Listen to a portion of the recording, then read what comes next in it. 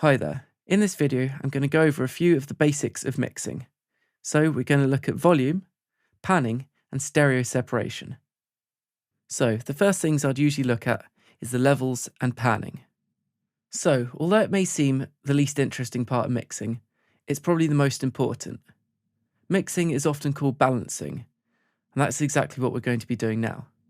So as you can see in this mix, I have already adjusted the levels and the panning, but I'm just going to set some of them back to default so I can show you how I did this.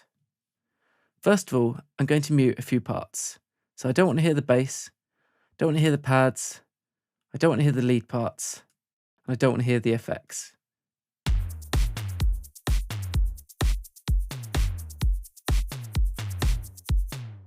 This is one of the reasons I like to use subgroups when mixing, as it makes it a lot easier to focus in on one part.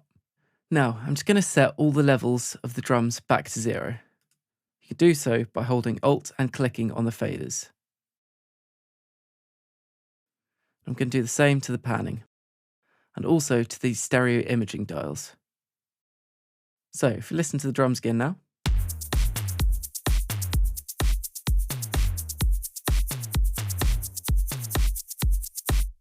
First of all, you'll be able to hear that the levels aren't quite as good. And also, everything is slap bang in the middle. We've got nothing on the left or the right. When you're mixing, it's nice to have some parts in the centre and some to the left and the right. The first thing I'm going to do is adjust the levels. I find a good way to mix a track is by starting with the drums. So what I'll often do is turn the volume down of each channel and start with a kick drum.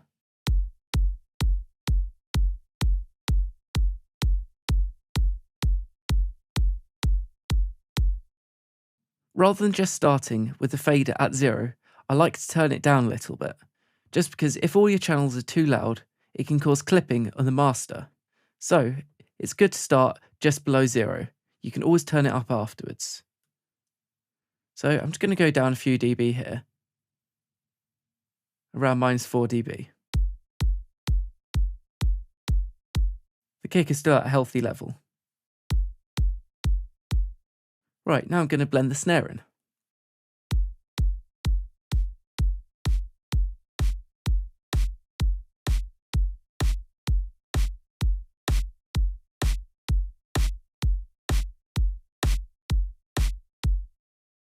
Okay, that sounds alright to me.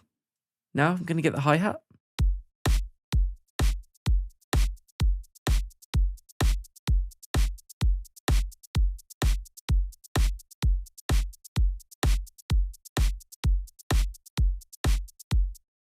Yeah, that seems fine.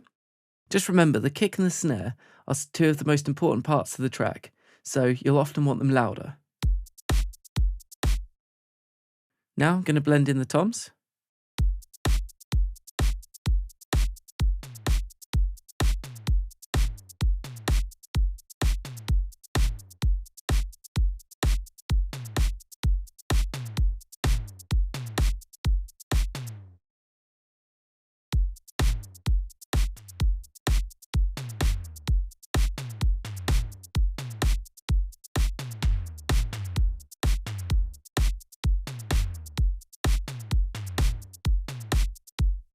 And finally, the shaker.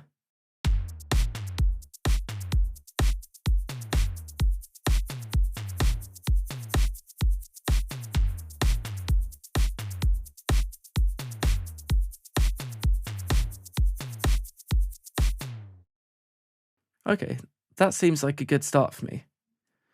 I'm just going to turn on the other parts to see how they match with the mix. So you always want to be mixing in context.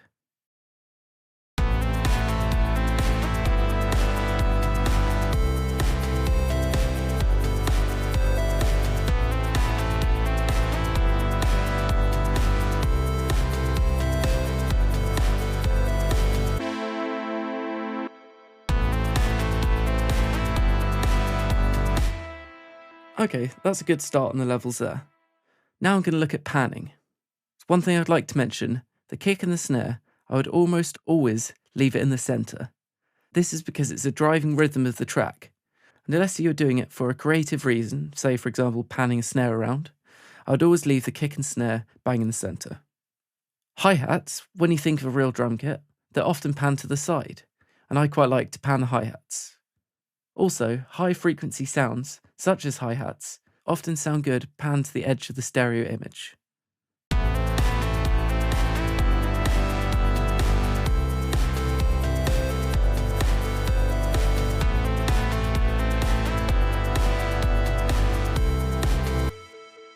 You'll also notice I did the same with the shaker.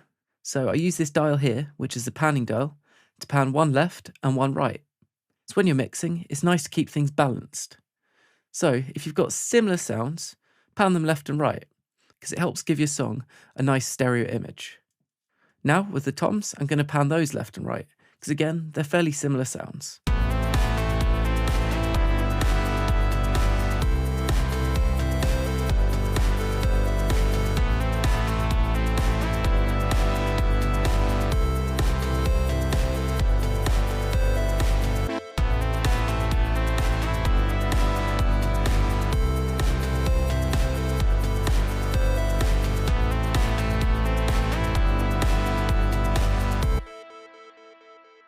To my ear, that sounds quite pleasant.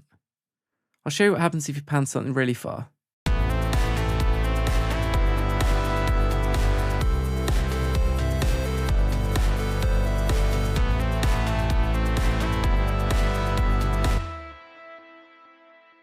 If you're mixing on headphones or monitors, you'll really be able to hear they've been pushed right to the edges. This can be good because it leaves space in the middle of the mix for the other parts. A couple of other quick tips are these. The bass, I would always leave that in the centre as well. Again, unless you're doing it for a unique creative effect, it's good to keep bass instruments in the middle. And something else? Lead parts. I'd often leave those in the middle. This is because it's the main focus of the track, so you want it to be the centre of attention. One thing you may be able to notice when you listen back is this ARP lead is panning from left to right.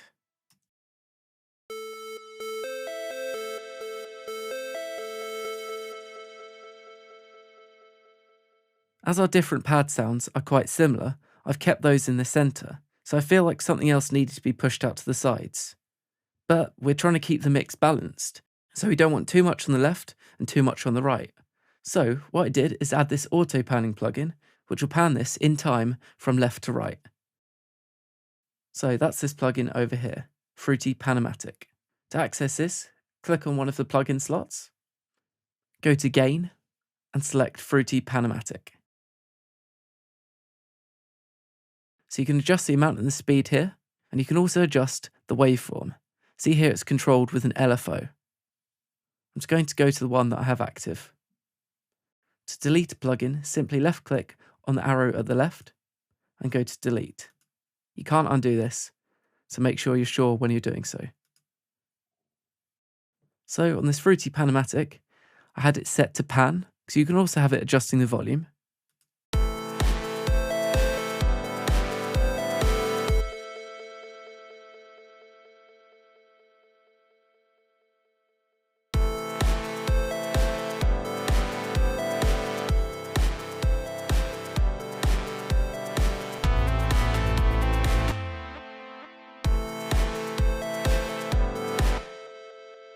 As you may have been able to hear there, the different LFOs just adjust how it jumps from left to right.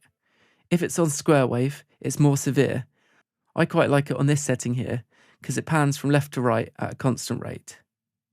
I don't have time to go over the volume and panning of every track, but I've shown you how you can get started. Another tip I've got is just try and make sure your lead part is one of the louder sections.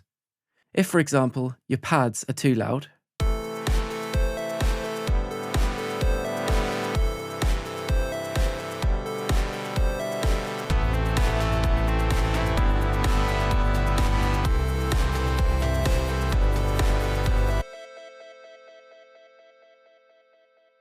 you lose quite a lot of clarity. So if you've got any thick textured parts of your song, make sure they're not too loud in the mix.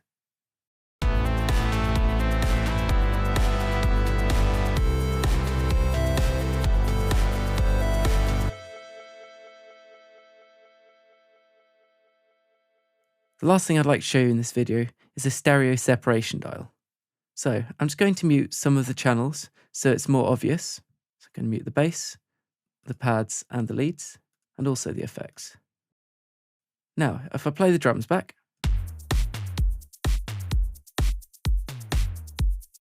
you'll notice the kick and the snare are panned centrally. But there's one other thing we can do, which is adjust this stereo separation dial. So I'm going to mute a few more channels now, just so you can hear the kick.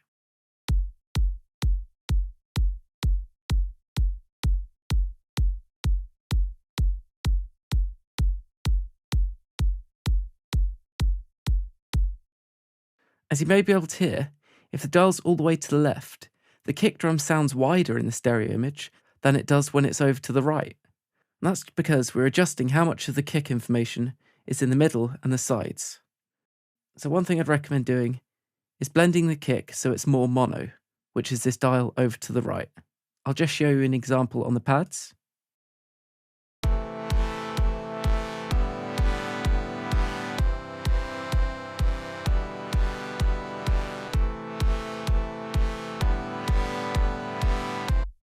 As you could hear, when it was over to the right, the pads sounded very central. But often when you're mixing, you want the chords and the main body of the track to be spread over the stereo image. So I'd recommend turning to the left slightly to widen the pads. So there's just a few tips I have on volume, panning, and stereo separation. Of course, you'll need to play around with these and see what you like the sound of, but this should be a good place to get you started. Thanks for watching, and I'll see you in the next video.